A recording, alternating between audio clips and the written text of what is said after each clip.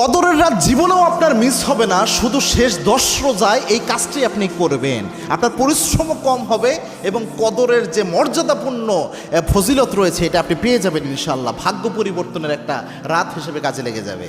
অনেকে মনে করে যে সৌদি আরবে রমজান একদিন আর আমাদের দেশে একদিন, মানে একটু কম বেশি রয়েছে, একদিন আকপিস রয়েছে। তো কদর কিভাবে ওই দেশে কেমনে হয় আর এই দেশে কেমনে হয়, মাত্র কয়েক ঘন্টা ব্যবধানের ক্ষেত্রে একটা দিনই তো পরিবর্তন হয়ে যায়। তো কদরের রাতটা এই ক্ষেত্রে কীভাবে আমরা পাবো?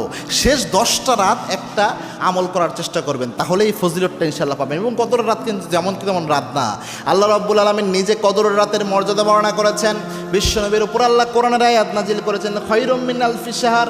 এই মাসের ব্যাপারে আল্লাহ রাব্বুল আলামিন জানিয়েছেন, এই রাতটার ব্যাপারে হাজার মাস হাজার বছর ইবাদত করলে যে সওয়াব হয়, এক রাতের চেয়ে বেশি সওয়াব হয়, এক রাতের চেয়ে বেশি সওয়াব হয়।